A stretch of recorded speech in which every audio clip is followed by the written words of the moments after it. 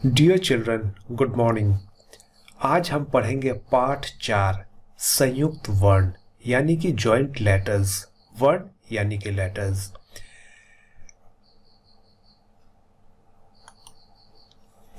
यहाँ पे हम कुछ ऐसे लेटर्स के बारे में पढ़ेंगे जिनका रूप ये वाला है, जो लाल रंग से दिखाया गया है, और इन्हीं को कहते हैं संयुक्त वर्ण। जैसे यहाँ एक वर्ण है माँ, जो कि आधे रूप में प्रयोग हुआ है। दूसरा है माँ, जो कि पूरे रूप में प्रयोग हुआ है। यानी कि कोई भी वर्ण आधे और पूरे दोनों रूप में प्रयोग हो, उसे हम कहेंगे संयुक्त वर्ण। जैसे यहाँ देखिए, अम्मा। मेरे साथ साथ पढ़िए, क्योंकि प्रोनाउंसिएशन भी जानना ज़रूरी है। अम्मा ने डिब्बे का ढक्कन घुमाया। अब यदि मैं यहाँ पे भी म लिख देता पूरा और यहाँ पे भी पूरा म लिखता, तब इसका उच्चारण होता अम्मा।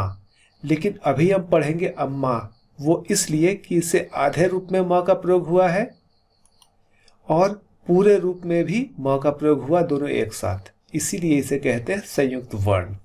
अब आगे देखते हैं। यहाँ पर भी संयुक्त वर्ण का एक उदाहरण है, जो कि लाल रंग से कई जगह दिखाया गया है।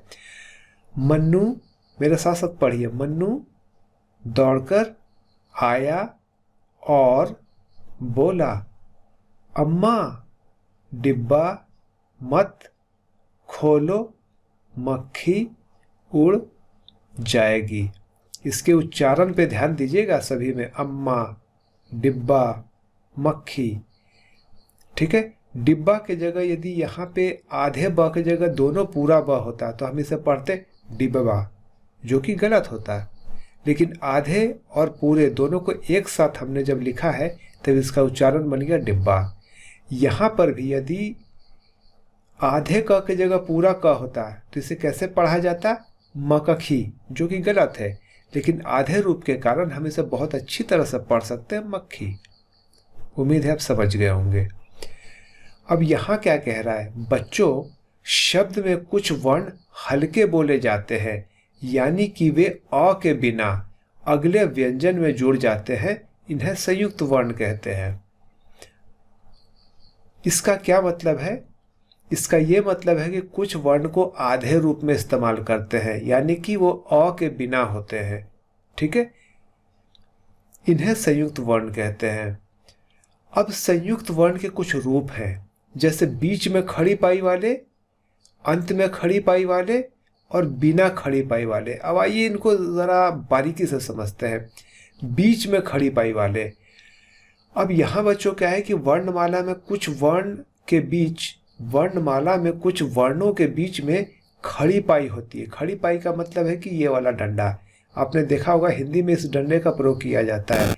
इसे कहते हैं खड़ी पाई। जैसे क और फ। अब क में आप देख सकते हैं कि खड़ी पाई का इस्तेमाल हुआ है। ठीक है। फ में भी खड़ी पाई का इस्तेमाल हुआ है। अब यदि इसे आधे रूप में लिखना है, इनको जब स्वर रहित क फ लिखेंगे तो ऐसे लिखेंगे। ऐसे क को लिखेंगे, ऐसे फ को लिखेंगे। ठीक है। इसके बाद इनमें दूसरे व्यंजन जुड़ जाते हैं, जैसे आधा क। आधा क को कैसे लिखेंगे? ऐसे लिखेंगे। आधा क को हम ऐसे भी लिख सकते हैं, क के बाद नीचे हलंत लगा देंगे। ये जो मार्क लगाया हुआ है, चिन्ह लगाया गया है, सिंबल लगाया गया है, इसे हलंत कहते हैं। फ के नीचे भी ये सिंबल लगाया गया है, इसे हलंत कहते हैं। और दूसरा रूप है ये वाला। आधे रूप में हम ऐसे लिखते हैं, यानी कि जहाँ पे खड़ी पाई है। ठीक है। तो खड़ी पाई में हम क्या करेंगे कि यहाँ से ये पूरा ना लिख करके आधा लिख देंगे। ये हो गया हमारा आधा क। फ को पूरा ना लिख करके थोड़ा सा लिख करके छोड़ देंगे। ये हो गया आधा फ। ठीक है। यानी कि ये अरहित है, और ये अरहित मतलब वो आधे रूप में है। अब यहाँ देखिए, आधा क और ख, इसके समावेश से यानी कि इसके प्रयोग से बनाया गया है मक्खन, मक्खी। आधा फ और त से बनाया गया है मुफ्त, हफ्ता। ठीक है। उच्चारण पे ध्यान दीजिएगा। अब अंत में खड़ी पाई वाले। अब इनको देखिए, ये तो बीच में खड़ी पाई वाले थे, बीच में खड़ी पाई था। यहाँ कुछ है, वहाँ कुछ है, और बीच में खड़ी पाई वाले ये थे। अब अंत में खड़ी पाई वाले कौन कौन से वर्ण हैं? ये वाले हैं, ख, ग, घ, च, ज, झ, त, थ, ध, न, प, ब, भ, म, य, र, ल, श, श, स। ठीक है, इनके अंत में खड़ी पाई होती है ना, ये देखिए अंत में, सभी के अंत में खड़ी पाई है। तो इनको आधे रूप में हम कैसे करेंगे? इनको आधे रूप में लिखने के लिए हमें सिर्फ खड़ी पाई को हटा देंगे, तो ये अपने आप आधा इनका बन जाएगा। ठीक है, जैसे ये च है, इसके नीचे हलंत लगाया गया है। हलंत लगा देने का मतलब इसमें का अ हट गया है और ये आधे रूप में आ गया है। या फिर हम इसे क्या करेंगे, ऐसे भी लिख सकते हैं, ये भी आधा रूप है। ठीक है, तो आधा च और छ ये दोनों मिलके बना चच। इसके प्रयोग से बनाया गया है मच्छर, गुच्छा। आधा च और पूरा च, इससे बनाया गया है चच, बच्चा, सच्चा। आधा ब और पूरा ब, इसको हम ऐसे लिख सकते हैं, इससे बनाया गया है डिब्बा, गुब्बारा। आधा स त को ऐसे लिख सकते हैं, इससे बनाया गया है बस्ता और सस्ता। ठीक है, अब बिना खड़ी पाई वाले, यानी कि कुछ वर्ण ऐसे जिसमें खड़ी पाई होती ही नहीं है, जैसे छ, ट, ठ, ड, ढ, इसमें खड़ी पाई नहीं है, तो इसको हम अरहित कैसे लिखेंगे, यानी कि इसको आधे रूप में कैसे लिखेंगे? तो इसको आधे रूप में लिखने के लिए हम हल चिन्ह लगाएंगे, हलंत।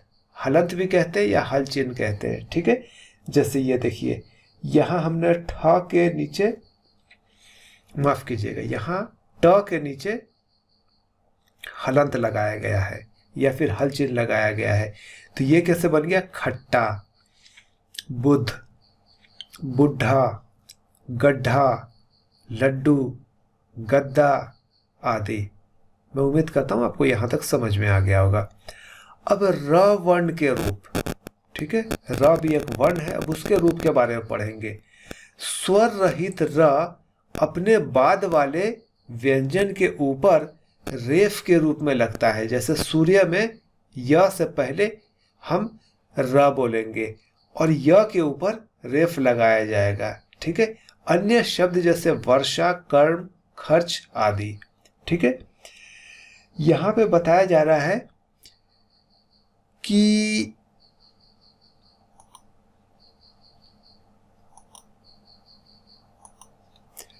यानी कि यहां बताया जा रहा है कि यदि हम र को आधे रूप में इस्तेमाल करेंगे तो कैसे करेंगे। ठीक है, तो उसका एक रूप यहां बताया जा रहा है। जैसे यहां ध्यान दीजिए, वर्षा, र को हमने कम समय के लिए प्रयोग किया है, यानी कि वो आधे रूप में प्रयोग हुआ है, लेकिन वो र को हम कैसे लिखेंगे? जैसे उच्चारण कीजिए, व र शा, लेकिन र को आधे रूप में इस्तेमाल किया, यानी कि र जो है इन दोनों के बीच में आ रहा है, तो वो र जो है रेफ के रूप में बीच में ना आकर के उसके अगले वाले वर्ण पे चला जाएगा और यह बन जाएगा वर्षा। उसी नियम को पालन करते हुए हम यहां बनाएंगे कर्म, क र म, लेकिन र का उच्चारण कम समय के लिए किया तो आधे रूप में नेक्स्ट वाले पे आ जाएगा। यहाँ पे भी ख र च, तो आधे रूप में हम लोग ने र का उच्चारण किया तो नेक्स्ट वाले पे आ जाएगा। और उच्चारण कैसे होगा? वर्षा, कर्म, खर्च आदि। ठीक है, अब देखते हैं कि स्वर युक्त र के पहले कोई स्वर रहित व्यंजन जुड़ता है तो र को उस व्यंजन के नीचे इसके रूप में लगाया जाता है, जैसे प्रकाश। अब यह क्या कह रहा है कि स्वर युक्त र, यदि र में स्वर है और र के पहले कोई स्वर रहित व्यंजन जुड़ता है, यानी कि कोई आधे रूप में व्यंजन जुड़ता है, तो र को उस व्यंजन के नीचे इसके रूप में लगाया जाता है, जैसे प्रकाश। ठीक है, यहां भी र का एक रूप है लेकिन आधे रूप में प्रयोग हुआ है, तो हम इसे क्या करेंगे? प्रकाश नहीं कहेंगे, इसे कहेंगे हम प्रकाश। यहां प अरहित है, यानी कि आधे रूप में है, और र स्वर युक्त है, यानी कि पूरा है। अन्य उदाहरण, अब कुछ और एग्जाम्पल देखिए, कर्म, ग्रह, व्रत आदि। गोल वर्णों यानी आधा ट आधा ड के नीचे स्वर युक्त र के इस रूप इसका में लगता है। जैसे अब यहाँ देखिए, कई बार क्या होता है कि गोल वर्ण है कुछ, जैसे ट और ड, ये गोल वर्ण है, और यदि ये आधे रूप में है, ठीक है, तो इनके नीचे स्वर युक्त र, यदि स्वर युक्त र जो है किस रूप में लगेगा, जैसे यहाँ देखिए, उच्चारण पे ध्यान दीजिएगा, ये भी र का एक रूप है जो कि लाल रंग से दिखाया गया है, ठीक है। इसे हम पढ़ेंगे ट्रेन, ट्रक, ड्रम, राष्ट्र आदि, ठीक है। तो ये इस तरीके से आपका चैप्टर कंप्लीट हो गया है। इस चैप्टर को बार बार आप रिपीट करके देखिए, आपको समझ में आ जाएगा, और कोई भी डाउट होगा तो आप डायरेक्टली मेरे को कॉल करके बात कर सकते हैं। Thank you.